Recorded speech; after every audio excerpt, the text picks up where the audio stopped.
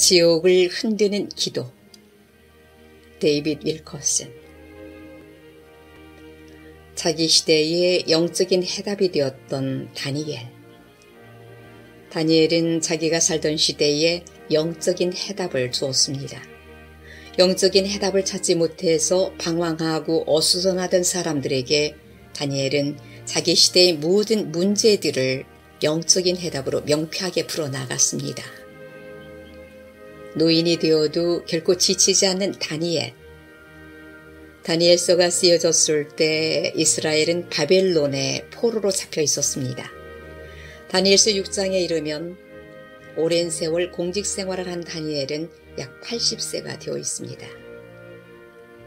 경건한 선지자이자 설교자인 그는 그가 섬겼던 두 명의 바벨론 왕 느부갓네살과 벨사셀이 죽은 후에도 살아있었습니다. 이제 다니엘은 메데 바사 제국의 다리오 왕을 섬기고 있었습니다. 수십 년 공직에 있는 동안 다니엘은 언제나 기도하는 사람이었습니다. 그리고 이제 노인이 되어서도 기도를 쉬거나 늦출 생각이 전혀 없었습니다. 성경에는 다니엘이 지쳤다거나 낙심했다는 언급이 전혀 없습니다. 그가 돈을 적립해 놓았다가 한적한 시골에 오두막을 싸서 노년을 아무 할 일 없이 보냈다는 얘기도 없습니다. 반대로 다니엘은 이제 막 시작하고 있었습니다. 비록 80세가 되었지만 다니엘의 기도가 지옥을 흔들며 마귀의 분노를 일으켰다고 성경은 가르쳐주고 있습니다. 탁월했던 다니엘. 다니엘 6장 무렵 다리오 왕은 다니엘을 나라의 최고위직에 앉혔습니다. 다니엘은 바사 제국에서 전국 약 120여 도의 방백들을 다스리는 3명의 총리 중 1명이 되었습니다.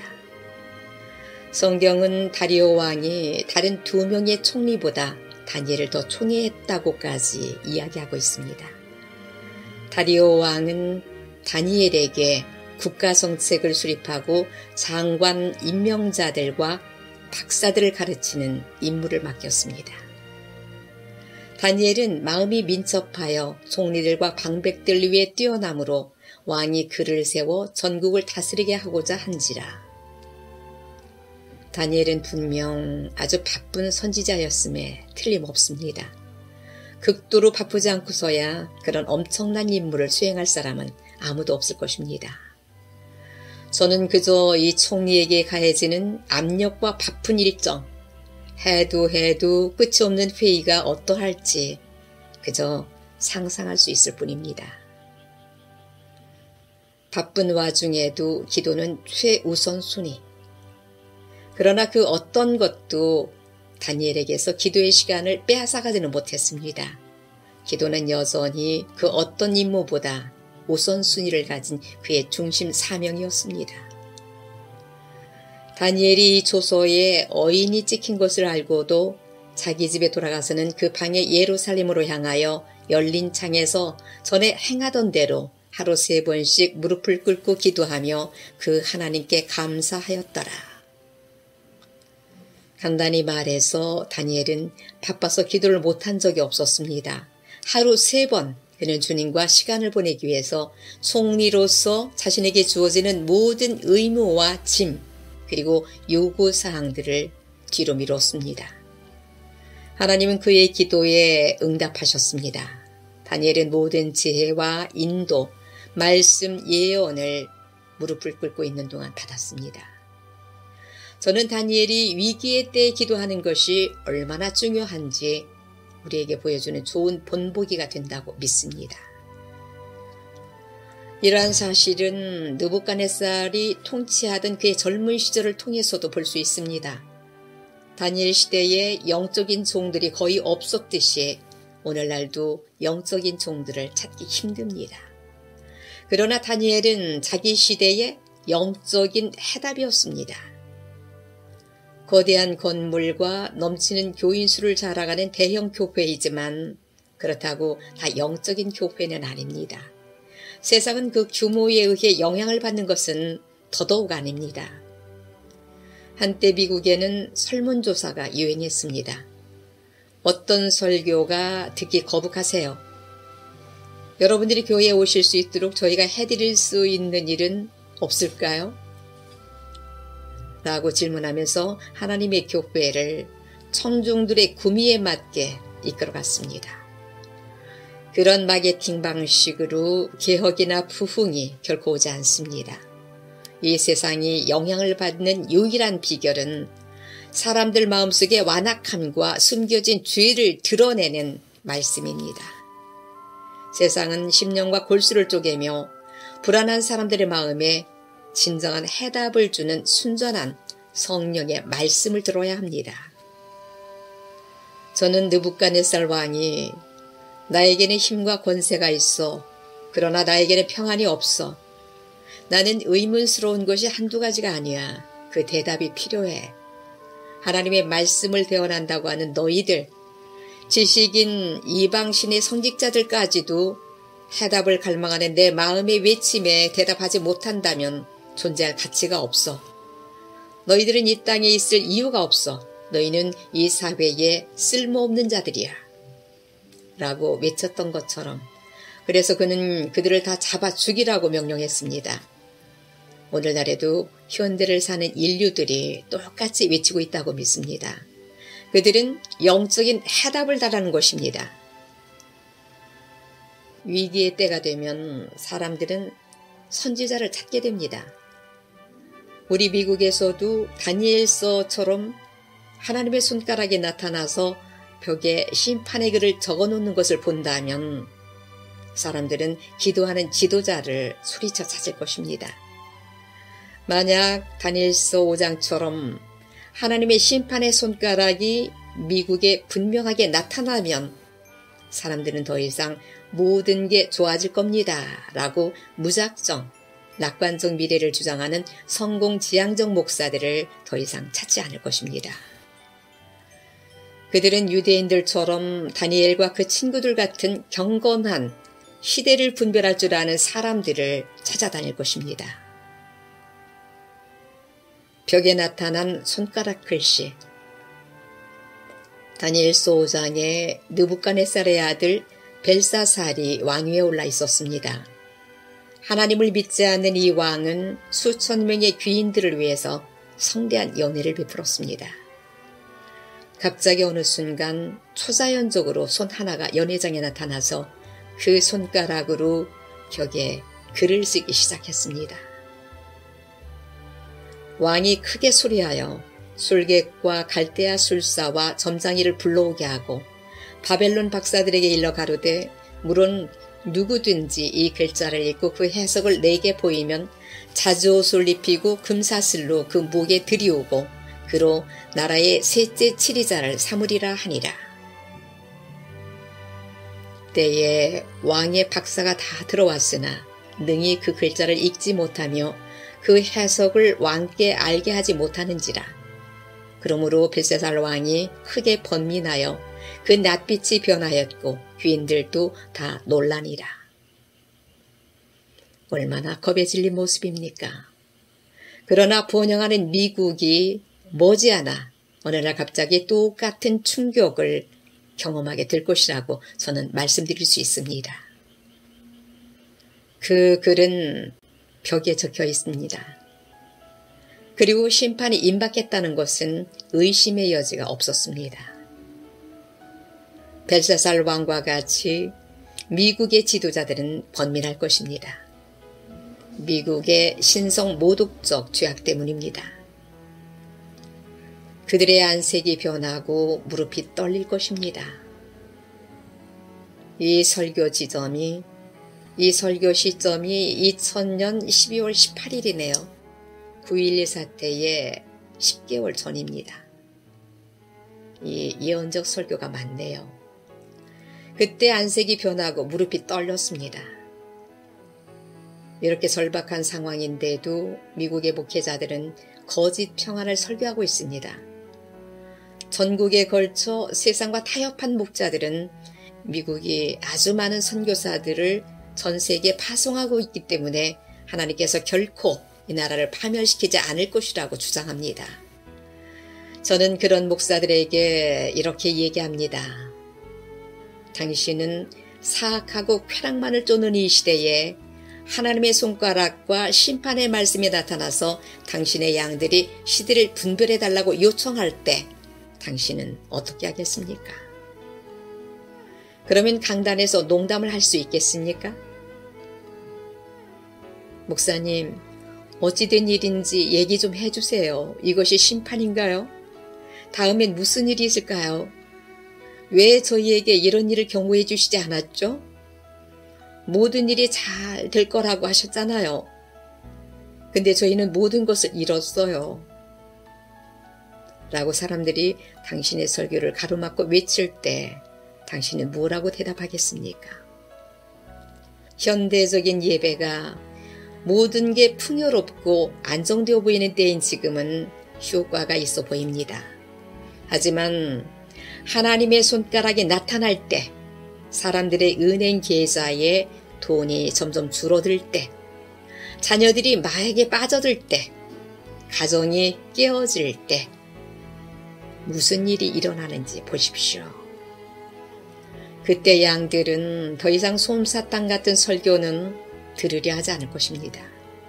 그들은 순전한 세상의 것은 전혀 섞이지 않은 진리의 말씀을 원할 것입니다.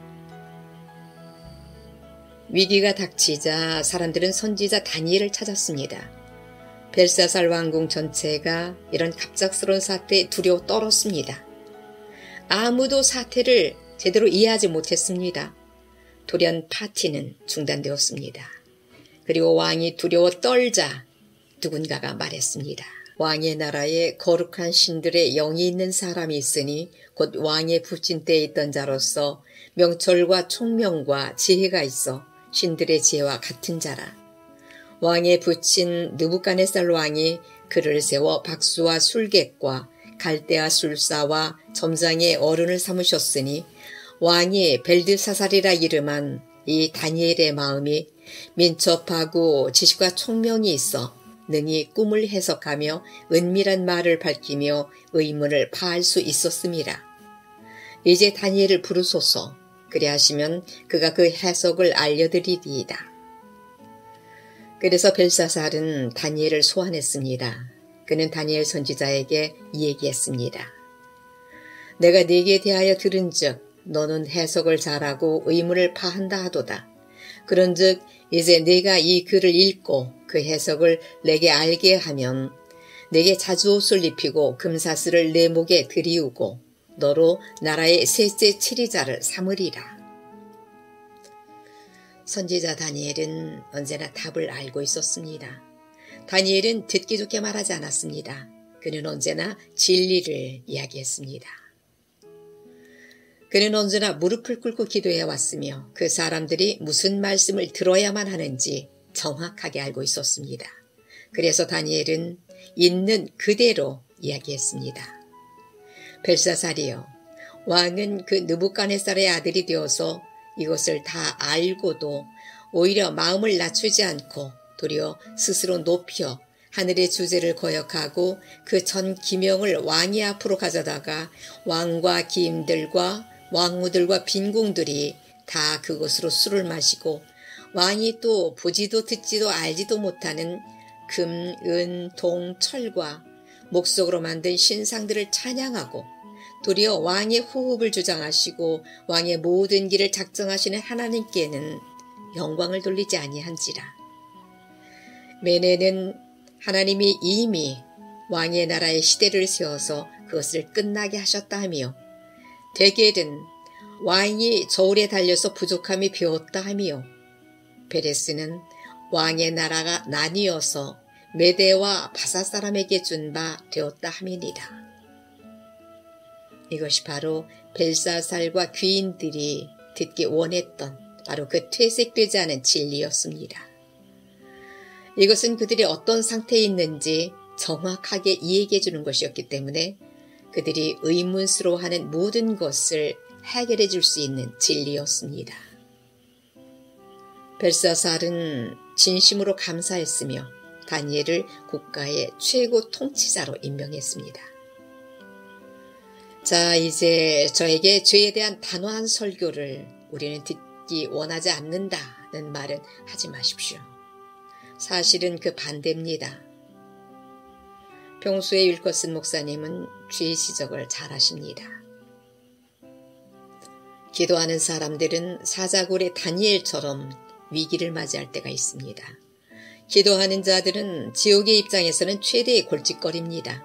그리고 사단은 기도를 막기 위해 가능한 한 모든 짓을 다 벌입니다.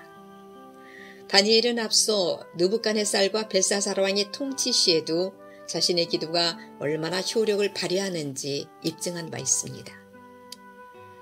이제 다리오 왕 재임 하에서 사단은 다니엘의 기도를 막기 위한 거대한 음모를 꾸미기 시작했습니다. 선지자의 기도가 지옥을 너무나도 흔들었기에 화가 난 마귀는 다니엘을 쓰러뜨리기 위해 바벨론 정부 전체를 동원했습니다. 다니엘이 그 나라에서 다른 어떤 사람들보다 높은 자리에 늘 임명되었었다는 점을 기억하십시오. 정치가들은 다니엘에게서 지혜, 존경심, 왕의 총애를 보았고 이를 시기했습니다. 그리고 이제 그들은 다니엘을 대적해서 음모를 꾸몄습니다. 총리들과 방백들이 국사에 대하여 다니엘을 고소할 틈을 얻고자 하였으나 능히 아무 틈, 아무 허물을 얻지 못하였으니 이는 그가 충성되어 아무 그릇함도 없고 아무 허물도 없음이었더라. 다니엘에게는 흠이란 없었습니다. 그래서 바벨론의 정치가들은 단 한 가지 죄목도 발견할 수가 없었습니다. 그래도 마침내 다니엘에게서 찾아낼 수 있는 죄목이란 그가 하나님과 동행한다는 것밖에 없다는 결론을 내렸습니다. 이 다니엘은 그 하나님의 율법에 대하여 그 틈을 얻지 못하면 그를 고소할 수 없으리라. 오늘날 우리들에 관해 이런 이야기가 하나님께 들려진다면 얼마나 좋겠습니까? 기도를 못하게 하려는 마귀의 총 공세. 모함자들은 다니엘이 하루 3번 예루살렘을 향하여 기도한다는 것을 알고 있었습니다. 그들은 다니엘이 총애를 받는 이유가 이 기도 때문이라고 생각했습니다. 그래서 그들은 이 기도를 멈추게 할 계획을 실행했습니다. 어떻게 했을까요? 저는 그들이 다니엘이 기도할 시간이 없도록 그를 바쁘게 만들었을 것이라고 생각합니다. 다니엘이 총리로서 관여할 만한 일에 다니엘을 끌어들였을 것입니다. 너무 바빠서 다니엘이 기도할 시간이 없도록 말입니다. 여러분, 이것이 사단이 성도들에게 사용하는 주된 장치 중 하나입니다. 특별히 목회자들에게 널리 퍼져 있는 음모입니다. 여러분이 어떤 목사님에게 왜 기도하지 않느냐고 묻는다면 아마도 시간이 없어서요 라고 답할 것입니다. 목자로서의 역할에 대한 요구가 너무나 시간을 많이 잡아먹어서 목사님들이 남는 시간은 아마도 설교 준비하는데 다 써야 할 것입니다. 대부분의 그리스도인 또한 같은 유혹에 말려듭니다. 사람들은 기도할 시간이 너무 없어요. 일하다 보면 시간이 전혀 안 나요. 라고 얘기합니다. 주부들도 마찬가지입니다. 낮에는 기도할 틈조차 없어요. 애들 옷 입혀서 학교 보내고 집 청소하고 식사 준비하고 하다 보면 남는 시간이 없어요. 사람들이 점점 더 분주함 속으로 깊이 빠져들수록 진리에 대한 사랑은 점점 더 까마득히 사라져갑니다. 해야 하는 일들에 점점 더 자극을 받고 시간에 대한 요구가 점점 더 증가하면서 자신이 어떤 위험에 처해 있는지를 깨닫는 것은 불가능해집니다. 그런 사람들은 하나님의 말씀이라는 거울은 있지만 그 거울에 뭐가 비치는지 볼 만큼도 거울 앞에 서 있을 여유가 없는 것입니다. 죽을 병보다 더 심각한 병. 저는 기도할 수 없을 만큼 바쁜 사람이 죽을 병에 걸린 사람보다 더 심각한 지경에 있다고 믿습니다. 어떻게 그럴 수 있습니까? 그런 사람은 점점 더 자기 상태에 익숙해져 갑니다. 따라서 점점 더 기도도 안 하게 되고 하나님도 의식하지 못하게 됩니다. 시간이 흐를수록 그의 확신은 점점 더 희미해져서 나중에는 완전히 없어지게 되는 것입니다. 기도에는 악한 영적 세력이 반드시 대적합니다. 다니엘은 기도 없이는 자신이 하루도 살 수 없다는 것을 알고 있습니다. 그래서 그는 자신들의 동료들이 더 많은 일을 그에게 쏟아붓을 듯 할 때도 계속해서 기도했습니다. 그들은 마침내 30일 동안 기도를 금식하는 법령을 공표했습니다. 그것은 다니엘 한 사람을 겨냥한 법령이었습니다. 그러나 그때조차도 다니엘은 지옥을 흔드는 기도를 멈추지 않았습니다. 그리고 결국 사자굴에 갇혔습니다. 다니엘이 도대체 어떤 동기로 그토록 열심히 기도했는지 의아해하실지도 모르겠습니다. 사형 언도가 바로 코밑에 닥쳐온 상황에서도 다니엘로 하여금 계속해서 기도하게 했던 것은 무엇이었습니까? 이 84세의 노인은 그 시대의 교회들도 더 이상 찾지 않는 하나님께 왜 그의 마음을 그다지도 격렬히 쏟아붓기를 멈추지 않았던 것일까요? 다니엘이 기도에 자신을 드리기 위해서 드렸을 노고를 생각해 보십시오. 그는 그 시대에 현재 뉴욕과 같은 도시, 크고 웅장하며 부유한 바벨론에 살고 있었습니다. 그리고 그는 그리스도인들의 술 취함, 쾌락 추구, 탐욕으로 특징 지어지는 영적 무감각의 시대에 살았습니다. 다니엘을 포함해서 그 누구에게도 기도는 저절로 나오는 것이 아닙니다. 시간을 정해서 기도하는 것은 시작하기는 쉽지만 지속하기는 무척이나 어렵습니다. 우리의 육과 마귀는 기도를 방해할 음모를 합작해서 꾸밉니다. 그렇다면 우리는 어떻게 기도의 사람이 될 수 있을까요? 영적 쇠퇴기와 심판이 임박한 시대에 하나님은 기도하는 사람을 찾으십니다. 예레미야 5장에서 하나님은 이렇게 말씀하셨습니다. 너희는 예루살렘 거리로 빨리 왕래하며 그 넓은 거리에서 찾아보고 알라. 너희가 만일 공의를 행하며 진리를 구하는 자를 한 사람이라도 찾으면 내가 이 성을 사하리라. 하나님이 말씀하시는 바는 그 요점은 나를 찾는 단 한 사람이라도 발견한다면 긍휼을 베풀겠다는 것입니다. 하나님은 이러한 사람들을 완전히 축복하시고 보호하셨습니다. 그러나 그들은 계속해서 도덕적 선을 넘어 간음하며 창녀와 놀아났습니다. 게다가 그들은 더 이상 죄로 인해 슬퍼하지 않았으며 고치려 하지도 않았습니다. 그래서 하나님은 단 한 명의 상한 마음을 가지고 중보의 자리에 설 기도하는 자를 찾으셨습니다. 그러나 단 한 사람도 찾을 수 없었습니다. 에스겔 23장은 비슷한 비극을 묘사하고 있습니다.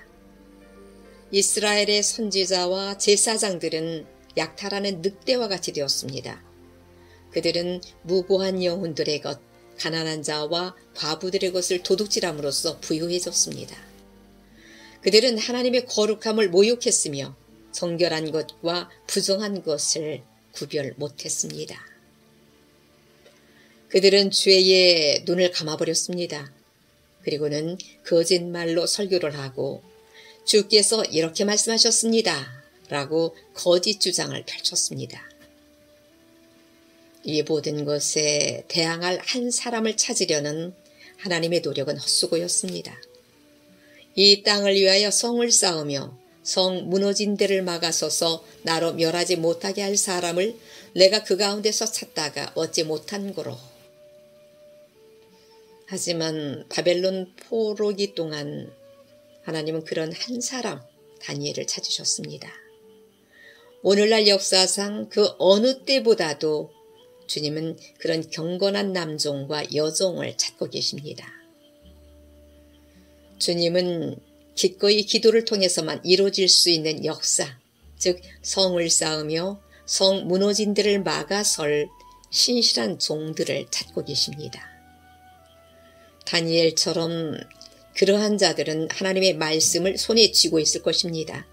성령께서 다니엘에게 임하셨을 때 다니엘 선지자는 에레미야서를 읽는 중이었습니다. 이스라엘에 하나님의 구원의 때가 이르렀다고 성령께서 계시하신 것이 바로 이때였습니다. 계시가 임하자 다니엘은 기도하지 않을 수 없었습니다.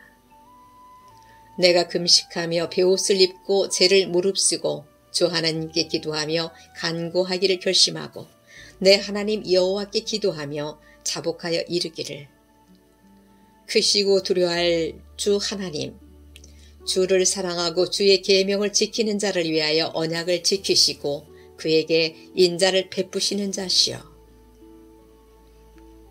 하나님의 영은 열심히 하나님의 말씀을 상고하는 자들을 찾아 각 나라와 교회 그리고 목사들의 설교를 살피고 계십니다. 그런 종들은 성경적 지식만을 추구하고 있지는 않을 것입니다. 그들은 영적 능력, 죄의 소멸, 자유케 하는 진리를 찾고 있습니다. 그들은 하나님의 말씀으로 분별하기 때문에 분명히 이 땅에서 일어나고 있는 사태의 진실을 알고 있습니다. 하나님께서 그런 백성들을 찾으시기만 하면 기도의 영으로 축복해 주십니다. 아멘.